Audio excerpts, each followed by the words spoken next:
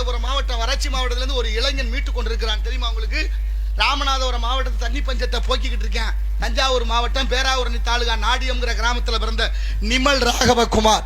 அழுத்தம் திருத்தமா பதிவு பண்ணுங்க, இதை துண்டாக்கி போடுங்க நாளைக்கு. அப்படி அந்த தம்பி இந்த ராமநாதபுரம் மாவட்டத்துல 27 மதகுகள்ல நீர் நிரப்பிட்டாரு. கொண்டாடுது உலக நாடுகள்லாம் அந்த தம்பிய.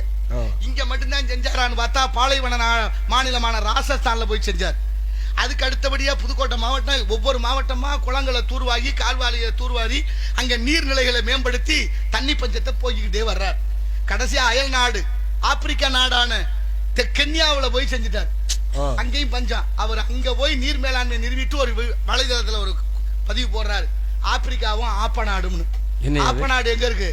இந்த பக்கத்துல எங்க தானே இதே ஆப்ப நாடு தான். இது பூரா ஆப்ப நாடு. ஆமா, ஆப்ப நாடுனா ராமநாதபுரம் மாவட்டமே குறிக்குது. அவர் ஏன் ஆப்ப நாடுன்னு போட்டாரு, ஆப்பிரிக்காவும் போட்டாரு? நீங்க இங்க தண்ணி தூக்குறதுக்கு ஒரு வண்டி தயார் பண்ணிருக்கீங்களே, இந்த 6-7 குடத்தை வச்சு ஒன்னா தள்ளிட்டு போற வண்டி. ஆமா, அதே சூழ்நிலை ஆப்பிரிக்காவில் இருக்கு. அதை பார்த்துட்டு ரெண்டையும் ஒப்பிட்டு போட்டாரு. இன்னைக்கு ஆப்பிரிக்கா கென்யா அவரை கொண்டாடுது.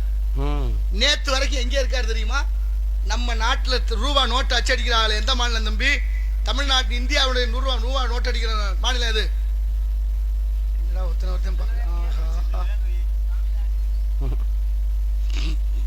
நாசிக். மகாராஷ்டிரா மாநிலம் நாசிக்ல இருக்காரு அந்த தம்பி ஒரு வாரமா.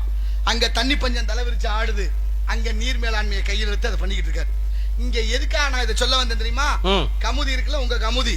கமுதியில அங்க இருந்து போகக்கூடிய ஒரு கால்வாயை ஒரு 6-7 கிராமத்துக்கு போக வேண்டிய கிராமத்து கால்வாயை தூர்வார அவர் முற்படுறாரு.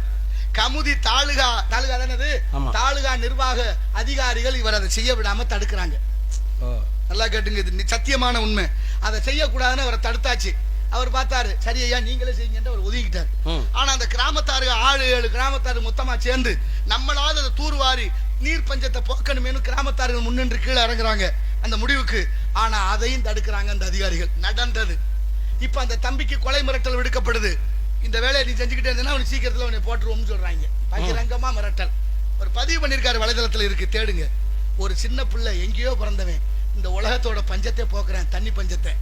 ஆனா இங்க என்ன நடக்குது? காசிக்கு விக்கிறவன் அவனை கொண்டு விட பாக்குறேன். எங்க போய் சொல்ல? அரசு அதிகாரிகள் அதுக்கு அனுமதி கொடுக்கலங்க. பெரிய கொடுமையா இருக்கு. இந்த இருக்கிற கமுதியில நான் இங்க இந்த ராமநாதபுரம் மாவட்டத்தில் பேசணும்னே தெளிவுபடுத்தினேன். நேற்று தொடர்ந்து ஒண்ணு தம்பியோட பேசினேன், நிமல் ராகவகுமாரோட நான் வரும்போதே பேசிட்டேன். அப்படி நல்ல விஷயத்தை இந்த நாடு நல்லா இருக்கணும், இந்த தண்ணி இல்லாம வாழ முடியாதுங்கிற செய்கிற ஆட்கள் எல்லாம் விட்டுட்டு இங்க என்னென்னமோ எப்படி எப்படியோ நடந்துகிட்டு இருக்கு. தயவு செய்து சிந்திப்போம், செயல்படுவோம். நாளைய தலைமுறைக்கு இந்த நீர் ரொம்ப முக்கியம். இந்த ஊரணியில அடுத்த வருஷமா தண்ணி இருக்கிற அளவுக்கு